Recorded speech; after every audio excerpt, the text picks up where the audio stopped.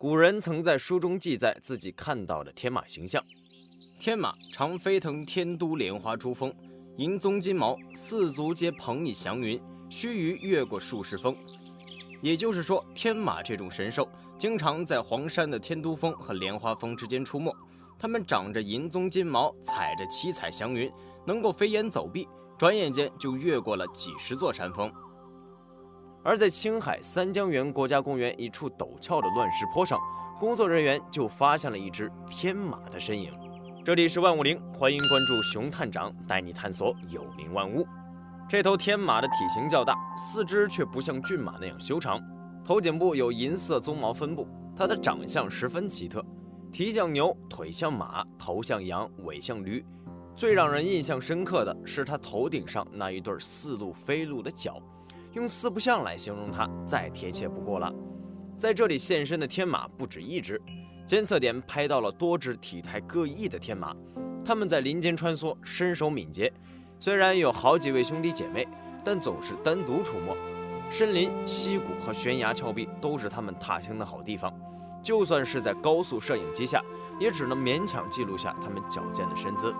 这天马究竟是什么生物？难道真的是从神话里跑出来的吗？实际上，保护区中发现的天马并不是真正的马，而是国家2级保护动物——中华猎羚。中华猎羚的与众不同，不仅体现在四不像的外形上，更体现在它的习性上。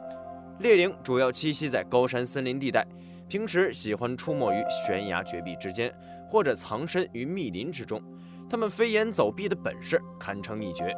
猎羚能在最陡峭的悬崖绝壁之间行动自如，这是因为它们的蹄子和野牛的很相似，是由2个紧密靠在一起的小蹄组成。前端窄尖，而后端相对宽阔。蹄子的中央部分比较柔软，而四周由较硬的角质构成，就像一个吸盘一样，使得它能够稳稳地站立或跳跃于陡岩之上。不仅如此，猎羚的蹄底部还具有灵敏的外周感受器，在活动时，随着环境的变化，感受器可向大脑传递不同的信号。在陡崖上行走，感受器会把信号传递给大脑，再由大脑来加强身体和四肢肌肉的协调性，从而保持猎羚的身体重心稳定。于是便有了古人所见到的神出鬼没的天马形象了。中华猎羚在我国的分布范围很广，在南方多省都曾发现过它们的踪迹。虽然猎羚在很多地方都有出没，但是它们并不喜欢群居生活，仿佛生来就是孤独的冒险家。除了猎羚幼崽会3、5成群互相照顾，绝大多数情况下它们都是单独出没。特别是成年雄性猎羚最喜欢独来独往，享受自由的生活。尽管中华猎羚生性并不像老虎、猎豹那般凶猛好斗，但是生活在山谷密林中，难免会受到天敌和其他猎食者的攻击。在被逼迫的无路可走的时候，它们便会用2只后蹄支撑起身体，像人一样直立在地面上。这样做的目的是腾出2只前蹄来，拼命地往岩石上敲击，发出嘎嘎的脆响。如果这一招不灵验，猎羚也绝不轻易放弃抵抗，它们还会奋起自卫，用头上的犄角进行抵抗。成年的雄兽性情较为凶猛，身强力壮，常常能够以1敌3，冲出敌人的包围圈。尽管表现得如此凶猛，但其实它们更喜欢安静的独处。在长期的野外生存中，它们已经适应了高山的自然环境。夏天穿梭于高海拔的陡崖峭壁间，冬天又回到山谷的森林中去寻找食物过冬。不过，这种自由的生活被人类打破了。曾几何时，我国很多地方的生态都遭到了不同程度的破坏，森林覆盖面积减少，中华猎羚的栖息地遭到破坏，猎羚无处可去，只能另寻家园，所以才会频繁出现在人类的居住区，同时也影响了猎羚的生存和种群繁衍。不仅如此，因为猎羚的外观像野山羊，很多村民有时还会误认和捕杀它们。那时候人们常说上山捕羊，这个羊很可能就是中华猎羚，这也是造成猎羚濒危的原因之一。好在随着我们生态环境的保护，中华猎羚已经恢复了正常的繁衍状态。据广东省生物研究所预测，到目前为止，全省中华猎羚的数量已经达到了3000到8000头，在全国范围内的猎羚数量就更多了。猎羚数量的增多也给人类带来了新的烦恼，那就是它们总爱下山私闯民宅。这是在安徽芜湖上演的一出令人啼笑皆非的闹剧。这头长得像山羊的中华猎羚正胆怯地蜷缩在幼儿园的滑滑梯上，像个孤单无助又可怜的孩子，望着门口围成一圈的老师们瑟瑟发抖。显然他还不知道自己才是那个不速之客。